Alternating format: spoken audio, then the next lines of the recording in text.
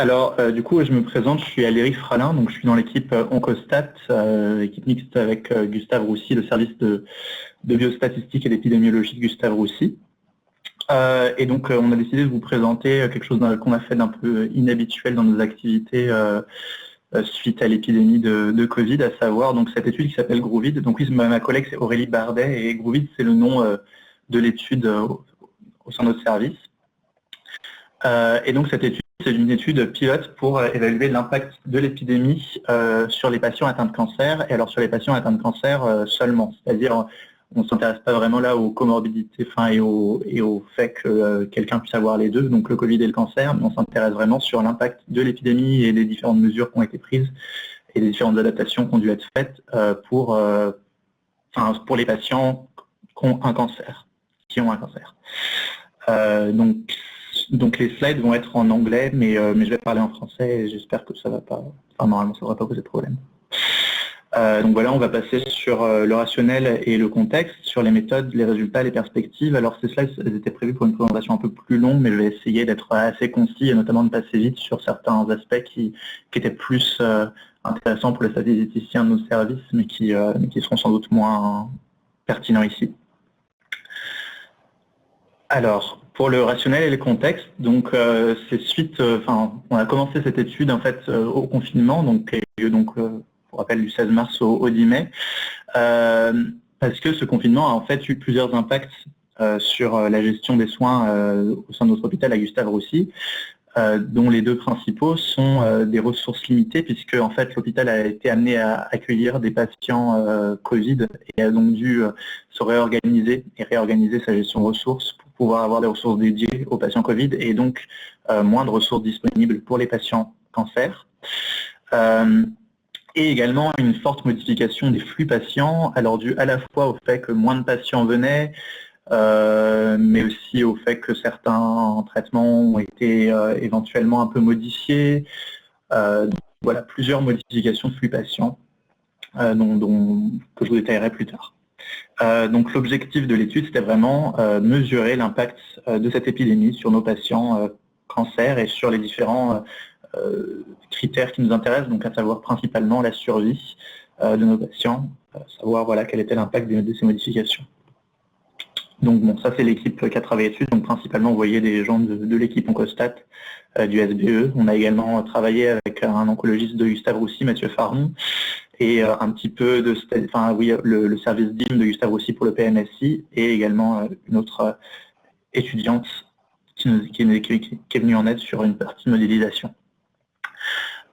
Donc on a eu un focus principalement donc, sur les ressources matérielles de Gustave Roussy, puisque ça nous intéressait de savoir, quand on dit ressources matérielles, c'est aussi ressources humaines. On a essayé de faire en sorte que ça reflète les deux.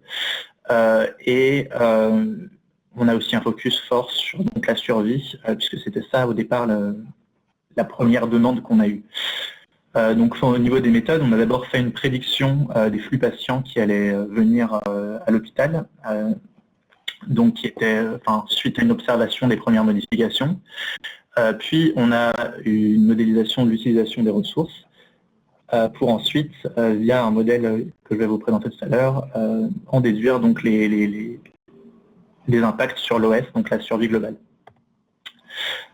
Donc au niveau des méthodes, alors ça c'est le graphe global de ce qu'on a fait et aussi qui récapitule également les différentes sources de données sur lesquelles on s'est informé, puisque donc on a des données d'un peu partout, donc du PMSI, donc ce qui est là est écrit Hospital Discharge Database. Donc le PMSI c'est donc toutes les données hospitalières d'utilisation de ressources, mais aussi de venue des patients.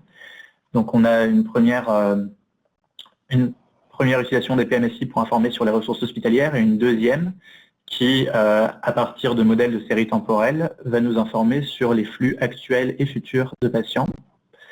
On a également des données qui nous viennent d'interviews menées par des gens de notre équipe auprès des cliniciens de Gustave Roussy pour obtenir une description assez globale et au mieux homogène des prises en charge standards et des modifications qui ont été faites sur ces prises en charge. Donc ça, c'est pour informer sur la prise en charge. Et en fait, à partir de ces données-là, on les fait passer dans un modèle DES, donc Discrete Event Simulation Model, qui en fait est un modèle de simulation qui envoie les patients informés ici sur les chemins décrits par nos cliniciens. Et donc, sur ces chemins, ils consomment les ressources hospitalières, ce qui permet d'obtenir en fait un retard et un temps d'utilisation des ressources, ce qui derrière nous permet en fait ce temps de retard d'extrapoler à la survie individuelle à partir de données de la littérature pour obtenir l'impact final sur la prise en charge du cancer et la survie. Alors tout ça s'est fait assez rapidement. Cette étude elle a été mise en place juste pendant, on a commencé à travailler pendant le confinement et ça s'est poursuivi derrière. Et on a donné les premiers résultats qui étaient attendus vers mai-juin. Donc au départ, on avait cette hypothèse qui est en train d'être revue, forcément, vous vous en doutez, d'absence de deuxième vague. Donc je vais vous présenter les résultats de ce premier modèle aujourd'hui. Avec un patient, un retard alors qu'on appelle patient induced, qui est en fait un retard du patient à l'arrivée à Gustave Roussy, qui n'est pas forcément de son ressort d'ailleurs, qui peut être du fait que des examens de radiologie n'ont pas pu être faits, que les généralistes étaient moins disponibles, ou que les patients en effet ne venaient pas. Voilà, c'est vraiment le patient observé à l'arrivée, le retard observé à l'arrivée à Gustave Roussy, qu'on a simulé avec une moyenne de 2 mois, donc de manière normale. Et on a également fait une hypothèse en fait à partir des observations des premiers résultats de nos modèles de série temporelle et de retour de patients, qu'en septembre 2020, on retournait à un flux normal en termes de patients à l'heure. Donc on n'avait plus de patients qui accumulaient du retard, ce qui alors récemment on a découvert que ce n'était pas forcément le cas, puisqu'on a eu les chiffres de septembre-août, et que donc on est aussi également en train de revoir. Et on a également une hypothèse d'utilisation de ressources aux capacités maximales dès que c'est possible, dès qu'il faut, pour toute la période qui n'est pas informée par les bases PMSI. Donc pour faire un peu plus de détails sur les données, donc on a du coup des catégories de patients qui sont séparées. Alors dans le cancer, à Gustave Roussy en particulier, on travaille par comité, ce qui est un regroupement d'organes. Donc je dis, ça va être gastro-intestinal, comité sein. Et donc vous voyez, donc les différents chefs de comité, donc les différents cliniciens nous ont donné des détails de catégories qu'ils jugeaient pertinents en termes d'homogénéité de traitement. Donc chez certains, ça va être une localisation avec un caractère métastatique, mais chez d'autres, ça va être différent. Par exemple, dans le sein, on a plusieurs possibilités selon un certain degré d'avancement. Et derrière, en fait, on a récupéré la proportion de ces patients au sein de chaque comité, des patients de chaque branche au sein de chaque comité. Et ils nous ont également fourni la description de la prise en charge pour les patients, que derrière, on est un petit peu informé avec les données PMSI également et cross-validé. Donc là, par exemple, on a un exemple du cancer du côlon non métastatique où on passe d'abord, selon cette description, en temps normal, on passait avec 25 sessions de radiothérapie, puis 2 semaines, avec une intercession, donc entre 2 sessions, il y avait 2 semaines, puis 4 heures de chirurgie qui se récupère en un jour de soins intensifs, et derrière, une chimiothérapie adjuvante de 9 sessions séparées de 2 semaines et demie. Et donc, on a également l'information de si ce parcours a été modifié lors de la pandémie ou pas. Et on voit que ici, en effet, on n'a plus la radiothérapie avant, c'est-à-dire que dès que le patient arrivait, si possible, on lui faisait une chirurgie. Donc, je vais passer un petit peu rapidement sur les données PMSI pour aborder la suite, parce que c'est vrai que cette présentation était prévue pour plus longue. Donc là, on a donc également ce qui est informé par le PMSI, à savoir donc les ressources hospitalières, où on a le nombre de sessions par semaine ou le nombre d'heures de chirurgie. Et les flux patients, où on a vraiment le nombre de patients pour chaque comité qui sont censés venir chaque semaine. Donc pour la modélisation des flux patients, on a fait des séries temporelles d'abord sur les données historiques pour prédire ce qu'on attendrait en temps normal. Ensuite, à partir du confinement, on a une régression de Poisson qui nous donne le retour des patients à l'heure, et la différence entre les deux, en fait, va nous donner un nombre de patients en retard. Donc c'est en fait les résultats, c'est en observant cette régression de Poisson qu'on s'est dit qu'on pouvait estimer un retour à la normale vers septembre 2020. Et c'est la différence entre les deux qui, derrière, va nous donner le nombre de patients en retard pour lesquels on va simuler un délai individuel. Donc ça, c'est ce qu'on a obtenu. Donc en vert, c'est ce que le PMSI nous informait sur le retour, enfin sur les chiffres observés. En rouge, c'est notre résultat de série temporelle en période normale. Et donc, vous voyez, en bleu, c'est derrière, donc la différence entre la rouge et la verte, ça va être le nombre de patients en retard. Et en bleu, c'est derrière, quand les patients reviennent, le flux total, donc vert plus patients en retard.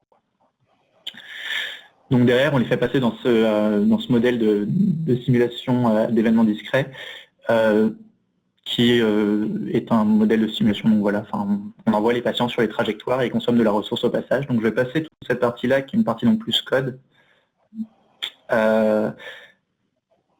pour arriver sur les projections OS, qui derrière, donc en fait, après ce modèle de simulation, on récupère un délai par patient, et à partir de ce délai, on peut informer, grâce à des données de l'INCA, sur la survie, donc on a pris à 5 ans, suite à un retard de prise en charge, on peut informer notre modèle pour calculer l'OS pour tous nos patients, donc la survie globale. Donc au niveau des résultats, donc ça c'est ce qu'on a observé, donc les flux patients. Vous voyez en bleu les flux historiques, enfin les flux 2019, et en rouge les flux de 2020. Donc vous voyez, alors la première ligne rouge, c'est le premier patient Covid en France, enfin informé comme étant Covid en France. Et la partie un petit peu rosâtre, c'est le confinement. Donc vous voyez que dès le début du confinement, en fait, on a eu une énorme chute dans le nombre de patients accueillis à Gustave Roussy.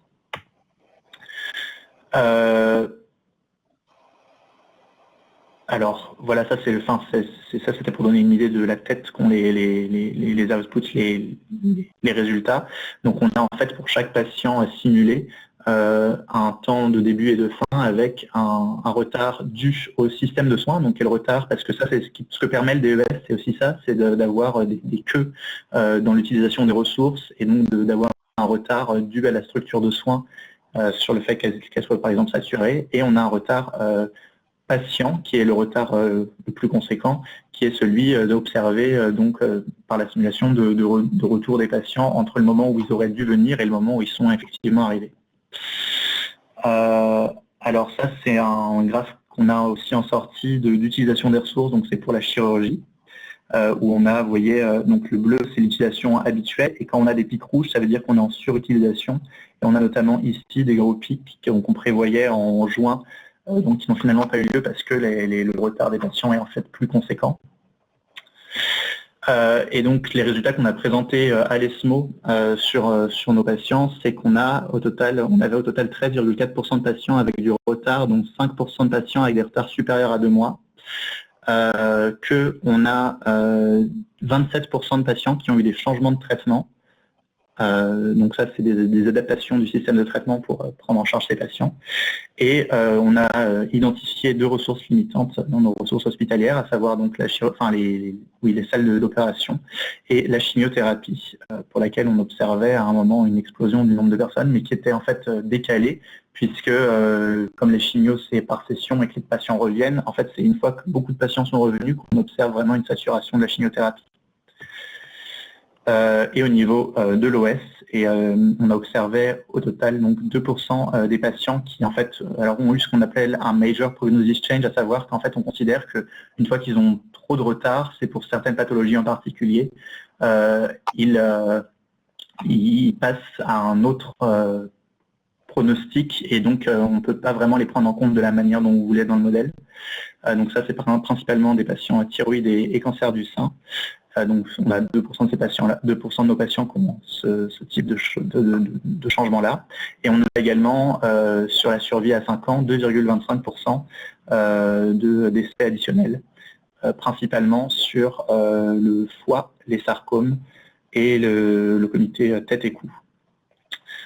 On a également fait une analyse de sensibilité, puisque on s'est bien rendu compte que nos hypothèses étaient plutôt optimistes, même aujourd'hui elles le paraissent très optimistes, et on a fait quelque chose où on finalement simulait nos patients avec un retard plus conséquent, avec un retour uniforme entre septembre et décembre, et ce scénario-là nous a donné une augmentation des décès à 5 ans de 4,6%, ce qu'à l'époque on considérait être un scénario plutôt pessimiste, mais qui finalement semble même plutôt optimiste par rapport au flux observé en ce moment à Gustave Roussy. Voilà, donc j'ai terminé, désolé, j'ai un petit peu empiété sur la partie questions. Et enfin, il y a des perspectives et méthodes. Enfin, ça, je propose que plutôt que éventuellement, s'il y a des questions ou des commentaires, on en discute ensemble, sachant que voilà, c'est un projet qui est encore en cours, sur lequel on a beaucoup de choses en ce moment à développer, notamment la modélisation d'une seconde vague avec un effet proportionnel à la première, mais un petit peu diminué. Et voilà, enfin, on a pas mal de choses en cours là-dessus. Donc si vous avez des commentaires, des questions, des remarques, même des idées, on est preneurs.